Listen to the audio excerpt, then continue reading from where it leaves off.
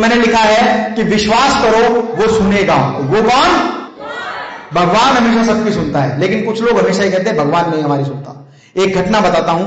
एक बहुत अमीर आदमी अपने जीवन में बहुत अधिक पैसा कमाता जा रहा था और पैसा कमाते कमाते कमाते वो बहुत अमीर हो गया। अब जब बहुत अमीर हो जाते हैं तो पैसे की लालसा लगभग खत्म हो जाती है। कई बार ऐसा होता है कि हम ऐसे स्तर पर आ जाते हैं जहां हमें पैसे की ज्यादा जरूरत नहीं होती। अब जरूरत होती है शोहरत की, नाम की, नेम फेम की, लोगों तक पहुंचने की, लोग सम्मान करें इसकी। और धीरे धीरे वो व्यक्ति जब बहुत अमीर हो गया तो बहुत सारे लोगों ने उसका सम्मान करना शुरू किया।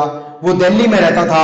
चेन्नई के एक ऑर्गेनाइजेशन ने उसको सम्मान के लिए कहा कि हम सम्मान देने के लिए, आपके द्वारा किए गए कार्यों के लिए, आपके द्वारा किए गए देश के प्रति समर्पण के लिए हम आपको सम्मानित करना चाहते हैं।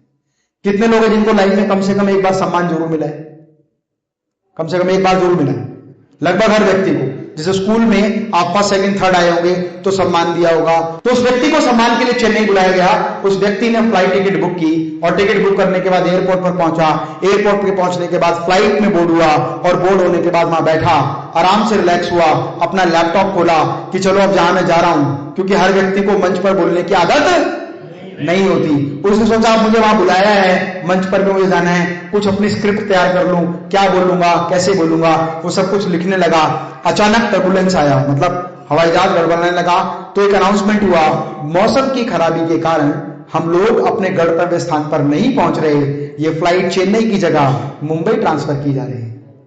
इस बात को सुनते इस व्यक्ति का मूड खराब हो गया। यार ये क्या तरीका है, मुझे चेन्नई पहुंचना है, मेरा प्रोग्राम है, 5 बजे मेरी फ्लाइट लैंड होगी, 7 बजे मुझे फंक्शन में जाना है, वहां मुझे जाके स्पीच देनी है और स्पीच देने के बाद मेरा सम्मान होगा और वो सम्मान पूरे हिंदुस्तान के अखबारों में छपेगा।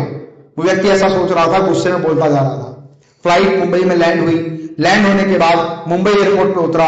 उसने देखा यहां भी पूरा मौसम खराब है और खराब मौसम को देखकर बोला यार इतना मौसम खराब है, मैं क्या करूं, मैं तो बहुत अच्छी जगह जाने वाला था, मैं तो फंस गया आज। तो वहीं उसकी फ्लाइट में एक व्यक्ति और होता है, वो कहता है आप डॉक्टर राम विश्वास है ना? उसने कहा कह रहे आप तो बहुत फेमस डॉक्टर हैं, आप तो हार्ट सर्जन हैं। उसने कहा सर फिर आप परेशान क्यों हैं, आप दिल के डॉक्टर हैं और आपका ही दिल इतना तड़प रहा है। तो वो व्यक्ति गुस्से में बोला यार बेकार की बात करने की जरूरत नहीं है, मुझे चेन्नई पहुंचना था और मैं मुंबई में हूं और मुझे लगता नहीं कि मुंबई से चेन्नई पहुंच भी जाऊंगा। तो उसने कहा सर आप यहां से एक टैक्सी लीजिए और टैक्सी लेकर अगर आप जाएंगे तो संभवतः आप 5 बजे नहीं 7 बजे तो पहुंच ही जाएंगे। उसने कहा ठीक है गुड आइडिया। वो बाहर गया, टैक्सी ली, टैक्सी में बैठा, लैपटॉप खोला और टाइप करने लगा अपनी वो स्क्रिप्ट जो उसको वहां पर बोलनी है। और जब टैक्सी वाला चलने लगा तो टैक्सी वाले ने कहा, ड्राइवर ने कहा कि सर आप तो कोई फेमस आदमी लग रहे हैं मुझे। पीछे घूम के देखा, सर आप तो डॉक्टर, क्या नाम बताया था मैंने, क्या नाम बताया था? आप तो डॉक्टर राम विश्वास हैं जो एक बहुत बड़े हार्ट सर्जन है। उसने कहा बकवास मत कर, सीधा गाड़ी चला। वो चलाने लगा। चलते चलते मौसम खराब था, बहुत तेज बारिश होने लगी, अंधेरा छा गया।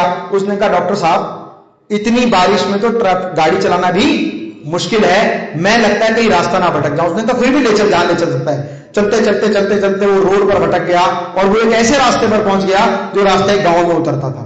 तो जब वो रास्ता गांव में उतरा तो गांव में जाने के बाद वहां पर गाड़ी भी खराब हो गई और उसने कहा कि यार मेरी तो आज लगता है किस्मत ही खराब है, यहां तो गाड़ी भी खराब हो गई। और उस व्यक्ति ने देखा कि अब क्या कर सकते हैं, तो सामने एक झोपड़ी थी। वो व्यक्ति वहां से उतरा, उस झोपड़ी में गया और झोपड़ी में जाकर देखा तो एक ओल्ड लेडी, बूढ़ी महिला ईश्वर की प्रार्थना कर रही थी, भगवान की पूजा कर रही थी। और भगवान की पूजा करते करते जब उसने कहा कि माताजी क्या हम यहाँ थोड़ी देर रुक सकते हैं, उसने कहा बेटा अंदर आ जाओ, बैठो, चाय पियो, पानी पियो, मैं भी ईश्वर की आराधना कर रही हूँ। देखा तो बेड पर एक बच्चा लेटा हुआ था और वो बच्चा वहां बीमार था। तो उसने पूछा माताजी इस बच्चे को क्या हुआ? कह रहे भाई देखो इसको क्या हुआ है तो मुझे पता नहीं, लेकिन सरकारी अस्पताल के कुछ डॉक्टर्स ने कहा है कि हार्ट का पेशेंट है और ये हार्ट का मरीज है।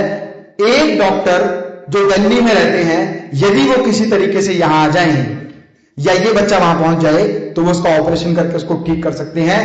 और मुझे लगता नहीं है, लेकिन मुझे विश्वास है अपने भगवान पर और मैं उसी की प्रार्थना कर रही हूं। और पता नहीं, लोग कहते हैं कि ऐसे प्रार्थना करने से भगवान आने वाले नहीं है, लेकिन मुझे ये पूरा विश्वास है कि एक न एक दिन मेरी प्रार्थना जरूर स्वीकार होगी। तो ठीक उस समय उस डॉक्टर की आंखों में आंसू आ गए। उसने कहा दिल्ली का डॉक्टर चेन्नई जा रहा है, मुंबई पहुंचने वाला था, उसकी मुंबई पहुंचा और वहां से गांव में पहुंचा। इसका मतलब ईश्वर की आराधना में बहुत शक्ति है। और उसने कहा मैं वही डॉक्टर राम विश्वास हूं। अगर आइए मैं वही राम विश्वास हूं जिसके बारे में लोगों ने आपको बताया था। अब माता जी मैं आपको आश्वासन देता हूं कि इस बच्चे का ऑपरेशन मैं करूंगा, मेरे हॉस्पिटल में, मेरे क्लिनिक में, आप फ्री ऑफ कॉस्ट मैं इसको लेके जाऊंगा और वहां इसका ऑपरेशन करूंगा। क्योंकि शायद ईश्वर ने ऐसा लिखा हुआ था कि आप दिल्ली से जाओगे, जाना कहीं भी हो, लेकिन आप कहां पहुंचोगे? उस गांव में उस बच्चे का ऑपरेशन करने के लिए। तो इसीलिए ईश्वर पर हमेशा विश्वास करें और हमेशा हम्बल बने रहें। जितना ज्यादा आप हम्बल होंगे, जितना ज्यादा ईश्वर के प्रति धन्यवाद करेंगे, लोगों के प्रति धन्यवाद करेंगे। कोई व्यक्ति किसी का बुरा नहीं कर सकता, कोई व्यक्ति किसी का अच्छा नहीं कर सकता। ईश्वर के रूप में आए हुए लोग ही आपका अच्छा और बुरा करते हैं। इसका मतलब ईश्वर ने डिसाइड किया हुआ है कि आपके साथ कब क्या बात अच्छी होनी है और कब क्या